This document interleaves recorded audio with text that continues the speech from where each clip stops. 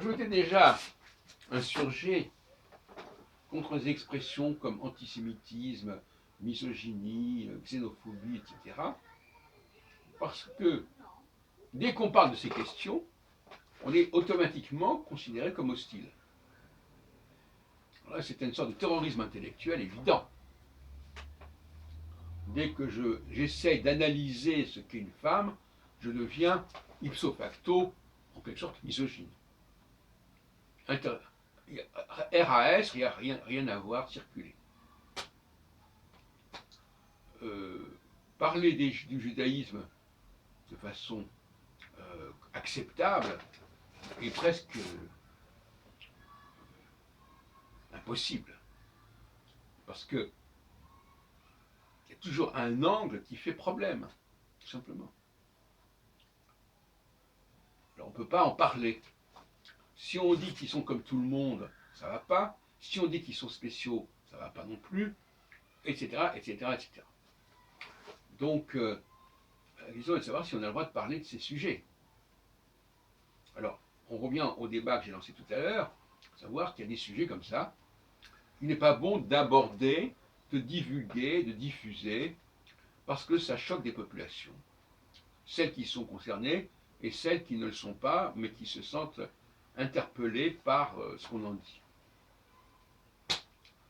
Alors, j'avais une amie qui parlait d'un comportement anti. Alors,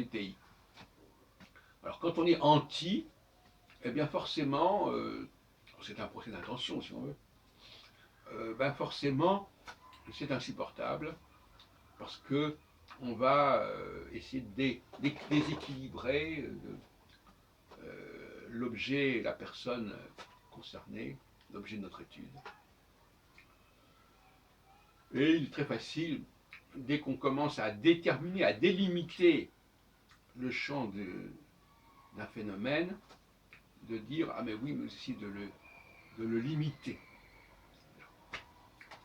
Là, la question est intéressante parce que la question des limites est au cœur de la dialectique masculin-féminin.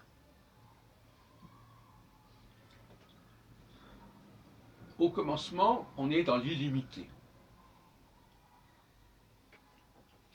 Ce que j'appelle en grammaire le participe futur. Tout est possible. Et puis, ça se restreint, ça se réduit. Donc ça se limite.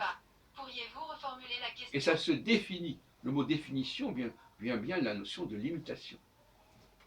Circonscription. On circonscrit un phénomène. Voici la définition du mot limitation, action de fixer des limites, son résultat. Bon, ça c'est mon téléphone qui donne son fin de trait. Je ne fais pas attention. Donc, passage de l'illimité, c'est-à-dire tout est possible, on ne peut pas restreindre le discours. Ça c'est insupportable pour le féminin. Alors que le masculin, lui, au contraire, que j'appelle le participe passé, et le participe présent éventuellement, lui, il va structurer, il va limiter. Comme par exemple un sculpteur va limiter, va choisir, va élire ce qui, dans la matière qu'il va utiliser, sera conservé, sera utilisé. Le sculpteur ne prend pas toute la matière, il n'en prend qu'une partie. Et cette incapacité à limiter, à se limiter, cette volonté toujours de déborder, de rejoindre l'illimité, c'est à la fois une qualité et un défaut féminin, évident. Donc, qu'est-ce que c'est qu'une société idéale ?